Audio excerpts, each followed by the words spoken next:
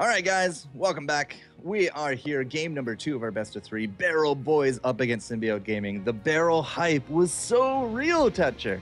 And then a fluke disconnect, and we kind of wasted the advantage. And, well, bing, bang, boom, we're done. Game number 2. We're going to Cursed Hollows there. Yep, heading to the map that most players seem to consider to be one of the most balanced. And this will be Barrel Boys' chance to prove, yes, we are a team that can beat Symbiote. We were close that time and were really unlucky. We're going to prove it this time. They've done it before, believe it or not. They have beaten Symbiote on paper in a previous cup. The big difference, however, is that Symbiote didn't have Dreadnought, the captain, the shot caller. Wasn't there. So we can beat them, but can you beat them at full strength? That's what we're going to have to find out here as the draft is underway. We do got Barrels, I believe, our second pick this round. Yep, that is the case. And we've already started. We have our first 2 bans and our first 3 picks. Yep, so Zeratul was the ban from Symbiote. Nobody wants to deal with Zeratul, especially after what Rarjar was showing us today. But we also have the return ban of Tazadar once more. 2 for 2 in this game series. Indeed, that is interesting, seeing him again, especially on Cursed Hollow. I'm slightly confused, but his vision is very helpful. He is still relatively good. So, yeah, no Nazeebo ban. Better pick Nazeebo. Yeah, first pick this time. First time we've seen him first pick. And the response is the double warrior of Arthur Stitch is no Chen in this matchup.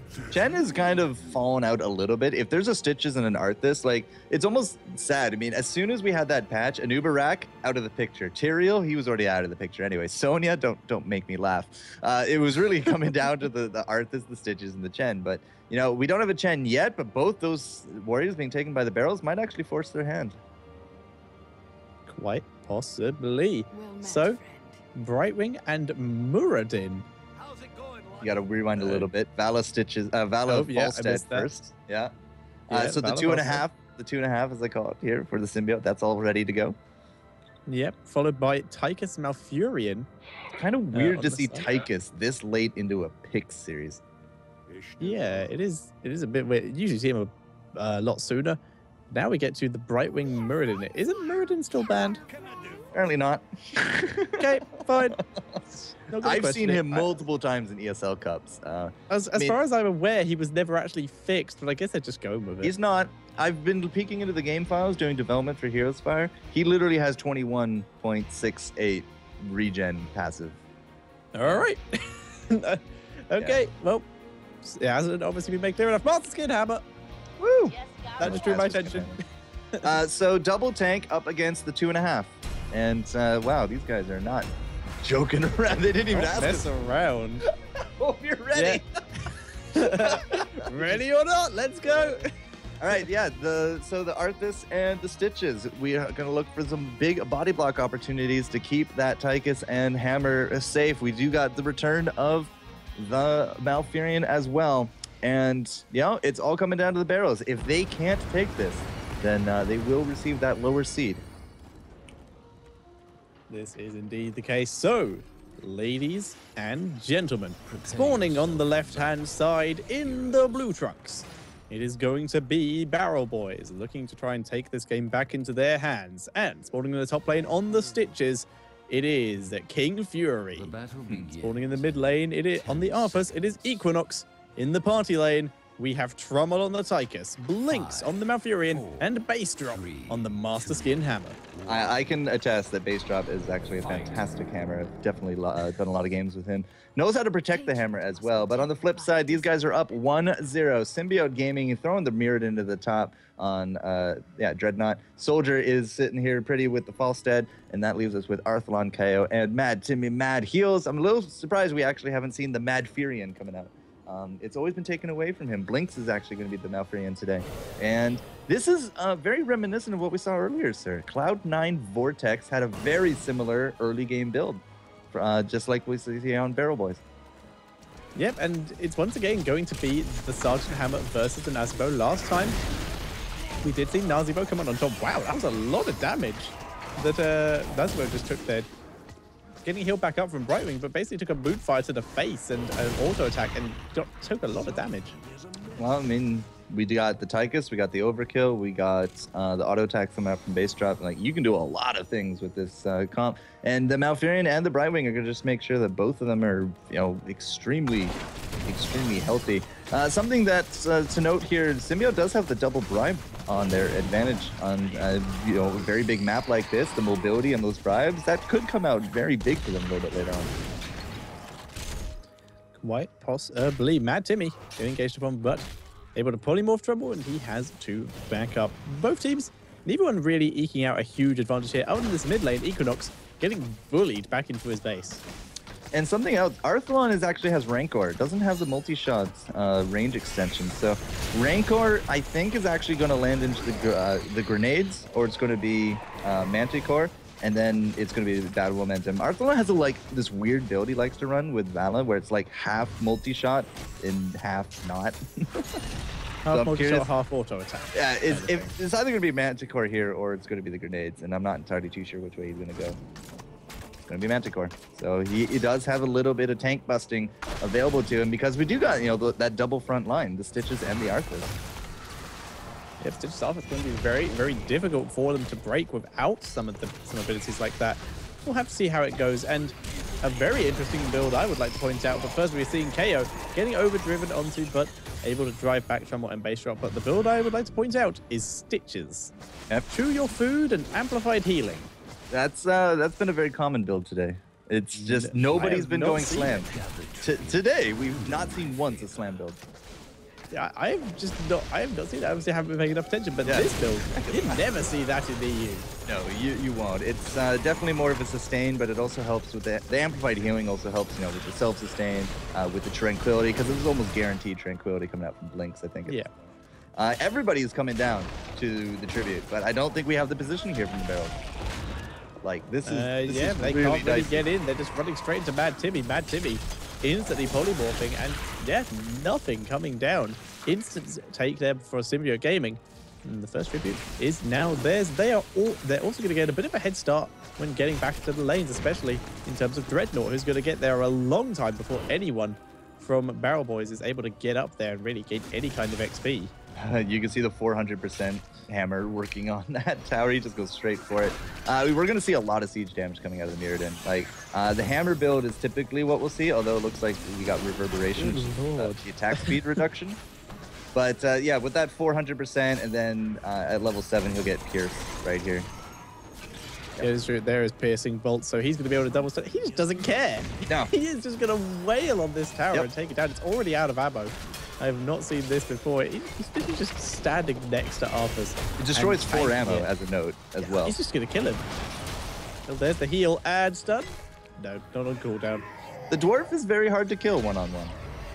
Absolutely. Very true. Very true indeed. So much healing we are seeing out of him right now. And there is the tribute in the top lane. And Dreadnought, very well positioned here. We're going to see Equinox go back, which means he won't be here. And he would have been the first line of defense to try and hold this off. Instead, it doesn't look like Barrel Boys are even going to try. They're just going to continue working with this hammer to push down this bot lane. Yeah, if they can take a fort and they lose out the tribute, I mean, even it's not going to be a cursed tribute, but it's going to set up very nicely for a cursed tribute, then I would call that worth. But at the same time, if you can't and you're just going to give it up, I mean, we didn't have the hit points there on Arthas. We didn't have the positioning in the bottom lane because they are trying to put up this pressure. It's not worth, not worth 100%. We also had a bribe. The Merc camps in the top here, the Giants, were taken out by one of the bribes. So that's even worse because Equinox had to stop and go deal with that. And Dreadnought is now working on this gate 100%. Yeah, the tower is already out of ammo thanks to this. Down it goes. Dreadnought, just incredible damage right now. And he just doesn't care about this Arthas at all. Gets rooted and he's still going to walk away. All the Venom helps though, but the stun is going to allow him to just walk out of here and be back to base for full health. Look at that, 89 healing, 96 healing from that second win there. Pretty intense, eh? That is very intense. Yep. And Arthalon moving in now to this tribute area. Mad Timmy is there with him. They are very well set up to try and take this tribute. We're seeing Sergeant Hammer and Tychus moving in though into Arthalon, but there's the polymorph to cancel out that overdrive. The root though, going to be able to slow down this tribute taking a bit. Where's the Moonfire to stop it? There's the stun. Moonfire not going to come out. Furion wiped out there from the stun. Yep, and this is going to be a curse. 100% going to be a curse. Trummel and Base do not know what's coming for them, but they do now. That's going to be everything landing there on top of the Sergeant Hammer. This is going to be a dead gate in the water as well. We do have 10 for the barrels, but it is not going to be near enough to save out this bottom lane. So we're going to have at least this one fort, if not two. We also already have the transition soldier going up to the mid. Arthas is doing his best top. He actually got himself a tower, but he might want to come down to his team, you know, to kind of defend during the curse and all that. Yeah, you got to do something. There's not really much they can defend here because Symbiote is just too strong at the moment. They're 2 levels ahead. They're about to get their level 13 talents once they've cleared a couple waves. Soldier had to back out to get a bit more health, but it's just so heavy pushing. I've not seen a Muradin played to this level in EU. It is very interesting to see, and it's just killing everything. Yep. Sledgehammer and stacking damage is usually what you'll see for that level 1 and 4, but Dreadnought went with the attack speed, which is a good call because he's going to use it very well here. Blink's really low on those hit points. You can see him using that Tranquility in the bag. He's going to keep Fury alive as well. Equinox and Trommel just trying to stick with their healer, and unfortunately no kills actually coming out from that fight for Symbiote. Now KO's actually going to be in big trouble. Cannot get away from that Arthas and all that damage with that Odin, with that siege tank in the back. Believe it or not, that actually is going to be a fight in favor of the barrels. Yeah, Barrel Boy actually pulling it back a bit with the help of that Odin. And I would like to point out, we saw pretty much everyone's ults pop there except for the Emerald Wind. And, well, I was about to say except for Napalm, but Napalm just being spammed. The Emerald Wind was used earlier to keep Falstead alive. Yeah. Fair enough, and it worked. Falstead was able to get out of that. Now we're seeing both teams beginning to take down their bosses. We are, however, going to see the Barrel Boys going to get theirs quite a bit quicker. Yeah, because they had the positioning, they had the map presence. We were also down a team member here for Symbiote. But that being said, they're not too far off the mark, and that will put them at 13 as well. This is the big scary thing from Symbiote at level 13. Triple rewind. Yep, triple rewind. I apparently prefer the letter W. Rewind. But those rewinds, rewind. The rewind is going to be... Barrel Boys are already having enough trouble of getting caught out, but imagine getting stunned and then completely restunned. And we're currently, however, going to see Symbiote all back to their base because Barrel Boys are barreling down this lane, trying to take down everything. This Golem still got 2/3 health. Going to be doing a lot of damage. Are Barrel Boys going to stay? Nope, they're actually going to back up and play it safe. Dreadnought just didn't actually do that much damage. Oh, minion hook. Fury not able to get anything. Look at the 13 talents there on Barrel Boys. 3 rewinds into 3 relentless. I do not blame them. That is a good choice. And they're going to turn around and fight here. There is the Ravenous Spirit. There's the Shock and Awe. So much damage coming down here from Symbiote. Fury is backing up. He took Timmy with him, though. Timmy will go down. It's a 3-for-1, though. And Tychus is having to back up. Base drop is also running away. It's Base and Trouble left, but it's Trouble who's being focused down. There's the knockback, though. Soldier might have been off more than he can chew with this one, but he is able to take out Soldier. Base Cap running for his life, though, but he goes down as well. And that is a full ace for Symbiote Gaming. They're going to be able to grab literally anything they want. Now, the Tribute is up. The enemy Bruisers are up. It's the Bruisers that they're going to grab first. And just to gain some pushing advantage, now Furion is now up. But super well played by Symbiote. There's so much damage coming out. Dreadnought leading that charge was just absolutely perfect. I mean, with that double stun and then rewind, double stun. We also had, you know, the Critterize, or the polymorph. Rewind polymorph, and then the hammer, rewind hammer. The Shock and Awe actually did not really do much at all. It only kind of grazed. I think it hit one person, and that was it. Didn't really do much. But past that, it was all about the Ravenous in the back. The Ravenous and the Strafe. Nobody could even move with all that CC coming out from... we can see this in the damage chart. 21,000 damage from Valor, 18 from Nuzlocke. Oh, Trummel's left. Or Trummel. Rip. Rip Trummel. Yeah, Rip Trummel. Yeah, 21,000 that battle, 12 on the Falstead. Like, just massive differences right there. Nazebo 19. Yeah, come on. Like, it's very clear where the damage centers are here for SMG, and they just set it up perfectly. Like, everybody was in this little bush. You can't do that against this kind of comp. Yep, and we did just see Fury hook Dreadnought, and Dreadnought was just like, what are you going to do? Yeah, What's your follow-up here? It just jumped away. Stone form is going to be the 16, not dwarf jump. It's going to be the stone dwarf. So, yeah, if you thought Dreadnought was hard to kill, he's much harder to kill now. Yeah. You are not going to take that stone form well, but yep, same thing happened again. Dreadnought gets hooked, walks away. He just does not give a single dwarf toss. He is getting ready to defend. No Tyrande, no hoots forgiven. So we're gathering up here for this trivia. That's actually going to be finally a hook on top of the DPS, on top of that squishy, but Soldier gets out. Nice double hit with the shotgun. The Ravenous is doing work up against Blinks. Blinks is actually in big danger of going down, but Curse Fury, he's now going to be leading the counterattack. Gets the hit on gets top of KO. That's exactly who he wanted. Fury, back it up, but he's going to go down by the... No, he isn't. Fury is still alive. He is running for his life. Everyone survived that somehow. Vala even survived that in the back there. How has no one died? Aliens indeed. Dreadnought, though, has been locked down. Could this be it? Could he finally be going down? Nope, there's the stun. And he's still running. Hook. Fury, what are you doing? Hook. Fury, no. Dreadnought is now going to be activating. Nope, not dupes. Run to the... Oh, no, that's... Dwarf sandwich, there we go. I was looking for the hook, like the hook would have been perfect at all, but... I would have slowed down. I think he wanted to wait until the jump had been used, though, to use the hook. So that, in the grand scheme of things, that was actually, again, another fight for the Barrow Boys that, you know, we kind of didn't expect them to actually win. They were able to survive the big burst, the positioning. They were spread out enough that, you know, the Strafe and the Mazeebo just didn't really do the damage that it needed to. They were able to out-survive even the Dwarf. They get the kill. That's now going to be 16 for the Barrow Boys, and that was not a fight that they had the advantage on. Now that we're on the same talent tier, 3 Stone Skins come out. They're reacting nicely. It's a huge amount of burst damage coming down from Symbiote Gaming, and we're seeing Barrow Boys react perfectly. The CC from the Dwarf and Brightwing, etc., the slows from Falstad reacted perfectly with Relentless. The damage coming out from Nazibo, Falstad, and Vala here immediately reacting to that with Stone Skin to soak up some of that initial damage. These are some amazing talent choices from Barrow Boys, and that is what is keeping them in this game.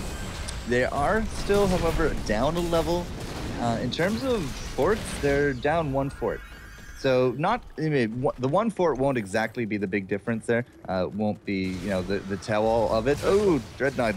Yeah, he's going to jump, but... Oh, the double jump with the rewind! The rewind jump is keeping him alive. Equinox not going to be so. Luckily, he gets taken down by the Shockador. Blinks is going to go down too. And that is a 2 for 0 for Symbiote. Just showing their dominance there. And while this is going on, there's a Golem in the top lane. There's a Tribute just spawned. There's a Golem in the bot lane, but Symbiote seem pretty confident they're going to be able to clear this up. The Dwarf, though, needs to be careful here. There's 2 people here waiting for him, but they just don't want to engage him. They're scared of him. 2v1, and the Dwarf is still winning the presence game, yeah. Now, the fun thing is, Sergeant Hammer can just play keep away while the rest of the team is going to actually have to deal with this Golem. But now that the Golem is down, we also now have those Giants as well.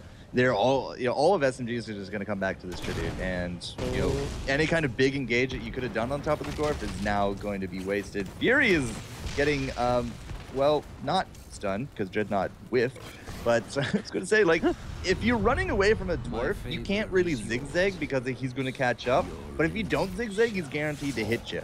So it's just like... he's going to slow you or he's going to stun you. You got to make your decision. Yeah, it's like, you know, playing against, you know, any other kind of hooker in any of the other games. It's just, you have to try to avoid it, but at the same time, he just defaultly catches up, which is silly. Dreadnought just did use out that leap, though. This could be a really good kill, but there's no follow-up from Barrow. Yeah, and he's just used his ult there, using the Avatar rather than Haymaker, just giving him so much more survivability and some lockdown. He's the only tank. Like Tychus, he is the tank, and he's just even tankier now. Back it up a bit. He just took the brunt of an overdrive and is still alive. And the Dwarf is following into Fury here. Running him alive. Kaon not going to be as lucky. Dreadnought's Avatar is gone now. He's jumped away. He's dashing as fast as he can to escape. And he does survive. And it looks like the rest of Symbiote are going to be as lucky. No, oh my gosh. Mad Timmy, mad heals, mad hooks though from Fury. That's going to actually land us again another fight we wouldn't have expected the Barrels to win, because this is a curse. Look at all this map pressure coming out. There's so much map pressure coming down. Dreadnought, where did you get down here? He's taking down the bottom king. Can he get it? Yes, he can. The minions of the mercenaries giving his life for that. He snuck down there while the chase was going on and taking that down. So that is 2 keeps down for Symbiote, doing a great job of clearing all this up. And this is now going to get more difficult for Barrel Boys. They were keeping up relatively well, but losing both those keeps is devastating. Yeah, I mean, again, the map presence is just going to go wildly here for Symbiote. Cursed Fury, Equinox, Trummel, they're going to be trying to press this advantage. They might even actually be going for the kill right here, because we still have 28 seconds left on that Dwarf. This is the only chance they have. I think this is the mindset that they have. This is their chance to win. They got 20 seconds till that Dwarf is back up. Either they're going to get the keep and run, or they're going to go for the kill shot. They're looking for it. They are healing up pretty nicely there. Malfurion is there, and Tranquility is up. All of their ults are up except for Arthur's, but they're not going to risk it. Gonna back up. They've got what they came for. They got the keep. They've got a little bit of counter push going, which is going to make their bottom lane one they don't have to worry about as much anymore. You're going to see a couple of them be back playing it safe. So there's no more curse tributes kind of in danger. We're at least 2 tributes away from another curse, and that's if Barrel Boys actually win it out. You know, not going for the core is definitely a surefire win in terms of extending this game. They're not about to immediately lose, because if they got wiped right there, you know SMG would just march right down and with that level 20 and just take the win. So getting the keep, yeah, great idea. Going for the core, not such a good idea, and they knew that. But, you know, hey, the chance was there with that Dwarf dead, but timing just wasn't on their side. Yeah, this appears to be the case, and now Tribute does come up. So we can see, and it is on Symbiote's side. They are going to be going for that. But yeah, like you said, with the Dwarf down, that was their chance. They're not really going to be able to get it. Dreadnought is going to be the one-man front line here, just waiting for Barrel Boys. You think he's hard to kill once, you got to kill him twice. And there he goes, immediately engaging. Got the Fury there. Fury taking the brunt of everything. Is able to survive, though, thanks to the heals from Malfurion. Fury trying to get away. Dreadnought is getting hit by every single mine, getting very, very CC'd. Tribute did go over to Symbiote while this was going on, and Dreadnought popping his stone form to get a bit of that healing back. Well, the kiting game came out pretty strong there from Barrels. Yeah, and they found that Dwarf, but they got the Avatar out of it. The Avatar and the Shakana are down. We have full ults ready to go here for the Barrels. If they can get a hook, nope. If they can get a hook and kill someone right now, onto an actual person, not a bot. Yeah, they can swing the momentum to their favor, because they have more ults up, they have more damage at their disposal. And if they can sense somehow that SMG is going off here to do their boss, and you get a hook here on top of Arthlon, on top of Mad Timmy, you might be able to swing the game right now. We go to game number 3, but it doesn't look like the spider senses aren't working, and they're not coming. It's still possible. It is very, very possible. There is, in fact, a little hook trap spot here they could wait in, but Symbiote don't appear to care. They're just going to let this tribute go over to the Barrel Boys. Symbiote just moving around, going to start clearing up some mercenaries, heading down to this bot golem. Oh, no. Because Barrel Boys are a bit too busy clearing up mercenaries. Yeah, this is the fun thing. If you get one of these bosses and the other one's still up, you're almost guaranteed the next one. But level 20 hype, Barrel Boys are now fully powered up. Double resurgence. We got the storm shield, big red button, and you know, this is going to be a triple resurgence drop. I'm pretty sure you are correct. Stitches needs to select that, though, if he's going to have any chance. Either that or of... it's Hungry Hungry Stitches or Blink. That would be, it's Hungry Hungry Stitches. This could be amazing. Oh my god, it is. This could be amazing. There's the hook. Yeah, it's a catapult. Yeah, but now Equinox is way too far. Yeah, all the ults have been pretty much used from Symbiote here. And Barrel Boys all survived with pretty much full health. They can re-engage here. Tranquility has been used, though. There's the big red button helping clear this golem, but a lot of ults are down. The damage ones are all up, but there's the hook onto Mad Timmy. Hungry Hungry Stitches just even go off. There is the Ravenous Spirit trying to do the damage, and the Shock and All Trouble immediately kicked out of that Odin. Base drop, retreating into the base, though. There's the Storm Shield. Ravenous Spirit. He's eating everyone. He's eating everyone. How many's he got? There's Mad Timmy. There's Dreadnought. And there's Falstad. Soldier has retreated to the back of the base. KO is going to go down, but it's not going to make a difference. Falstad does go down, but it's the Golem and Dreadnought that is going to take down the core, and Symbiote moves on to the finals in a 2-0 victory. There is a reason that they are regarded as one of the strongest teams here in the NA scene, but Symbiote Gaming with the 2-0 advancing to finals to face off against the winners of Clairvoyant and Cloud9 Vortex. Very well played there by the Barrels, and you know, they might have lost here, but they're still in the ESL Majors, and that by itself is an amazing victory for them. Especially, you know, with all that practice that they did. They've had some highs, they've had some lows. I'm expecting some big things out of the Barrels. But for today, we are going to say goodbye to them, and congratulations to Symbiote for advancing to the finals here. And very good games overall, like very fantastic stuff to see. Yep, amazing stuff. And for me, it's a very welcome change. So much different stuff than I'm seeing in the EU at the moment. Yeah, I mean, as I said, you are across the pond. You are doing a big favor here, helping me out on the NA side of things. But the differences in, you know, how EU works, how NA works, it's very interesting to see the comparisons. You know, who do we put in terms of high tier? Who do we put in low tier? What's the picking order? So I hope you've really enjoyed your NA stint here today, sir. I really have. You said I'm doing you a favor, but I am so happy you invited me over for this. It was so much fun. I had a blast. You did me such a favor letting me do this again, especially seeing as it's the monthly finals. I've only done one Go4, and since then haven't just really been able to. And the second one I jump into is the monthly finals. It was amazing. And I'm glad that you're here to help me out, sir, because we are now actually going to be bringing our stream to a close.